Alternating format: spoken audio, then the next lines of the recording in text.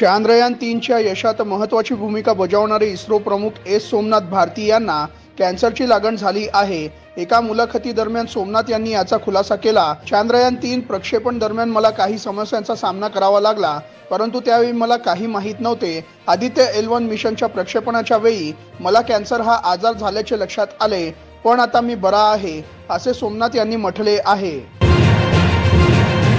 दिल्लीचे मुख्यमंत्री अरविंद केजरीवाल यांना ईडीने पुन्हा चौकशीसाठी बोलावले आहे। केजरीवाल यांनी अंमलबजावणी संचालनालयाला उत्तर पाठवले आहे। ते म्हणाले की समन्स बेकायदेशीर आहे, पण तरीही मी उत्तर देण्यास तयार आहे। अरविंद केजरीवाल यांनी ईडीकडून 12 मार्च नंतरची तारीख मागितली आहे। त्यानंतर अरविंद केजरीवाल व्हिडिओ कॉन्फरन्सद्वारे सुनावणीला उपस्थित राहतील असे सांगितले।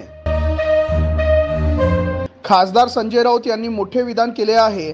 जर उच्च न्यायालय आणि सर्वोच्च न्यायालयाच्या विद्यमान न्यायाधीश राजीनामा देत असतील आणि एखाद्या विशिष्ट राजकीय पक्षात प्रवेश करत असतील तर याचा अर्थ ते न्याय देत नव्हते, तर पक्षासाठी काम करत होते, असे राऊत म्हणाले। कलकत्ता उच्च न्यायालयाचे न्यायाधीश अभिजित गंगोपाध्याय यांनी काल राजीनामा दिला, तसेच त्यांनी राजकारणात एंट्री करणार असल्याचे म्हटले।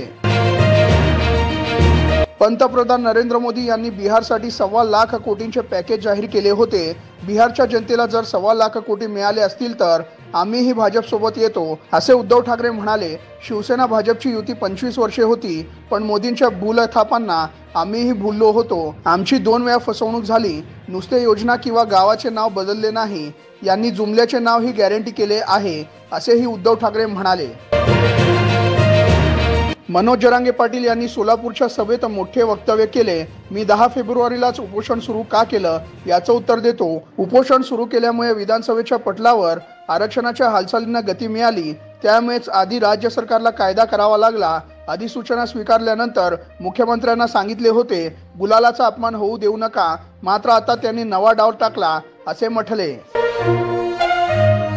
मनोज जरांगे पाटील हे नाव महाराष्ट्रात चांगलेच चर्चेत आहे। तसेच जरांगे पाटील हे मराठा आरक्षणासाठी लढा देत आहेत। त्यातच आता जरांगे पाटील यांच्या आयुष्यावर आधारित चित्रपट लवकरच प्रेक्षकांच्या भेटीला येत आहे। संघर्ष योद्धा मनोज जरांगे पाटील असे चित्रपटाचे नाव असून त्याचा टीजर प्रदर्शित झाला आहे। जरांगे पाटील यांची भूमिका अभिनेता रोहन पाटील यांनी साकारली आहे। 26 एप्रिलला चित्रपट प्रदर्शित होईल। दिल्लीच्या केजरीवाल सरकारने मोठी घोषणा केली आहे। केजरीवाल सरकारने एक नवीन क्रांतिकारी योजना आणली आहे। मुख्यमंत्री महिला सन्मान योजना असे या योजनेचे नाव आहे। या योजनेअंतर्गत 18 वर्षावरील प्रत्येक महिलेला दरमहा 1000 रुपये दिले जाणार आहेत। दिल्लीच्या अर्थमंत्री अतिशी यांनी याची घोषणा केली। दरम्यान केजरीवाल सरकार काल दिल्लीचा अर्थसंकल्प सादर केला। यात अनेक घोषणा करण्यात आल्या आहेत। अनंत अंबानींच्या प्री वेडिंगच्या कार्यक्रमाच्या दरम्यानचा एक व्हिडिओ समोर आला आहे, ज्यात झुकरबर्ग यांची पत्नी प्रिसिला चान अनंतच्या हातातील 14 कोटींचे घड्याळ पाहून थक्क होताना दिसत आहेत। मला कधीच घड्याळ घ्यायचे नव्हते, परंतु अनंत यांच्या हातातील घड्याळ पाहून माझे मतपरिवर्तन झाले आहे, असे प्रिसिला म्हटल्या। अंबानींसमोर मार्क झुकरबर्ग यांनीही गरीब असल्यासारखे वाटते, असे नेटकऱ्यांनी म्हटले आहे।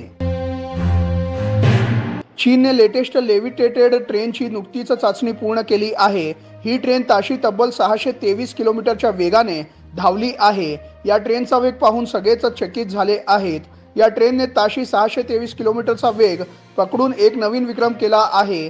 चीनमधील शांघाय शहराजवळील विमानतळ ते शहरापर्यंत एक मॅग्लेव लाईन आहे, यावर ही चाचणी घेण्यात आली आहे। भविष्यात ट्रेन ताशी 1000 किलोमीटर वेगाने चालवण्याची चीनची योजना आहे। मराठा आरक्षणाबाबत मनोज जरांगे यांनी आंदोलन करण्याची गरज नसून सरकारने कुणबी नोंदी शोधून जास्तीत जास्त कुणबी प्रमाणपत्रे दिली आहेत। तसेच जे मराठे बांधव आरक्षणापासून वंचित आहेत त्यांना 10% आरक्षण लागू केले आहे। हे आरक्षण कायद्याच्या कसोटीवर टिकेल, असे मुख्यमंत्री एकनाथ शिंदे म्हणाले आहेत। आज समृद्धी महामार्गाचा 3रा टप्पा सुरू होत आहे, असेही त्यांनी सांगितले। अमित शहा, JP नड्डा यांच्यासह भाजपच्या बड्या नेत्यांनी त्यांच्या ट्विटर बायोमध्ये मोठा बदल केला आहे। सर्व नेत्यांनी आपल्या नावासोबत मोदी का परिवार असे लिहिले आहे। RJD नेते लालू प्रसाद यादव यांनी एका सभेत पंतप्रधान मोदींवर प्रश्न उपस्थित करताना म्हटले, मोदी परिवार वादावर बोलतात, मोदीजी तुमचा परिवार कुठे आहे? दरम्यान आता लालूंच्या या वक्तव्यानंतर भाजपने हा निर्णय घेतला आहे। उपमुख्यमंत्री अजित पवारांनी काल खासदार अमोल कोल्हेंच्या मतदारसंघात सभा घेतली। यावेळी बोलताना अजित पवारांनी देवेंद्र फडणवीसांच्या जॅकेटचा किस्सा सांगितला आहे।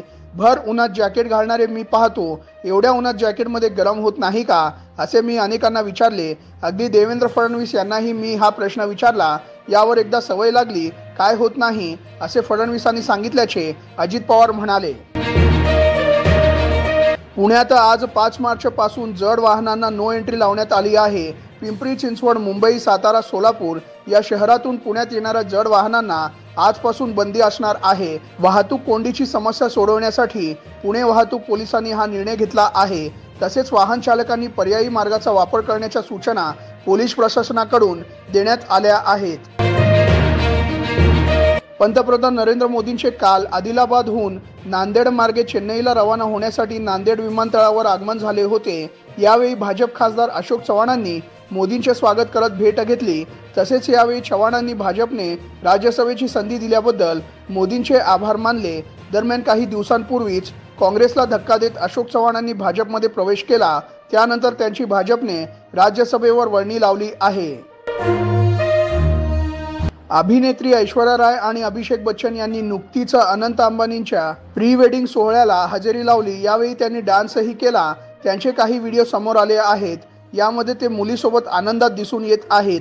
त्यामुळे त्यांच्या घटस्फोटाच्या चर्चांना पूर्णविराम मिळाला आहे। ऐश्वर्या आणि अभिषेक यांच्यात भांडण झाले असून ऐश्वर्या मुलीसोबत वेगळी राहते अशी अफवा काही दिवसांपूर्वी व्हायरल झाली होती।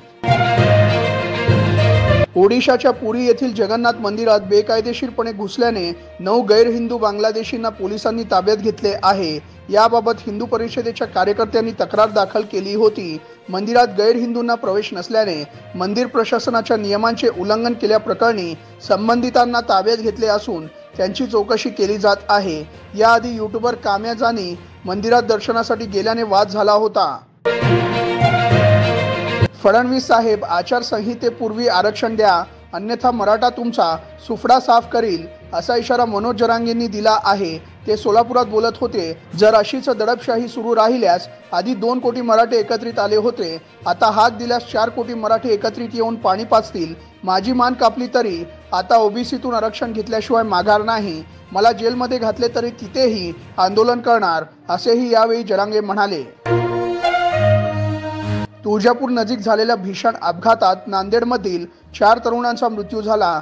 त्यावर भाजप खासदार अशोक चव्हाण यांनी दुःख व्यक्त केले। नांदेड शहरातील 4 तरुणांच्या मृत्यूचे वृत्त अतिशय दुःखद आहे। ऐन उमेदीच्या वयात जगाचा निरोप घेणाऱ्या तरुणांच्या कुटुंबियांच्या दुःखात मी सहभागी आहे। असीमित दुःखाच्या या दुर्दैवी प्रसंगातून सावरण्यासाठी ईश्वर त्यांना सामर्थ्य देवो, हीच प्रार्थना, असे ट्विट चव्हाणांनी केले। त्यावेळी मी सांगितले म्हणून तुम्ही अमोल कोल्हे यांना निवडून दिले। आम्हाला उमेदवार मिळाला नाही की आम्ही कलाकार पुढे आणतो, असे अजित पवार म्हणाले। तो बाबा म्हणतो मला मतदारांना वेळ देता येत नाही, माझ्या क्षेत्रात माझे नुकसान होत आहे। मुळात अमोल कोल्हे यांचे राजकारण हे पिंड नाहीच। सेलिब्रिटींना निवडून देता पण त्यांना मतदारांचे काही पडलेले नसतेच, त्यात आपली चूक आहेच, असेही अजित पवार म्हणाले। शिरूर लोकसभेला सेलिब्रिटी उमेदवार देऊन चूक केली असे अजितदादा म्हणतात। मग अशा उमेदवाराला आपल्या पक्षात घेण्यासाठी 10 वेळा निरोप का दिले? लपून छपून भेटीगाठी घेण्याचे कारण काय, असा सवाल खासदार अमोल कोल्हेंनी केला। शरद पवारांनी दिलेल्या संदेशी मी प्रामाणिक आहे। माझी संसदेतील कामगिरी सार्वजनिक आहे, ती तुम्ही पाहू शकता। त्यामुळे मी घेतलेल्या भूमिकेवर मी ठाम आहे, असेही यावेळी कोल्हेंनी म्हटले आहे।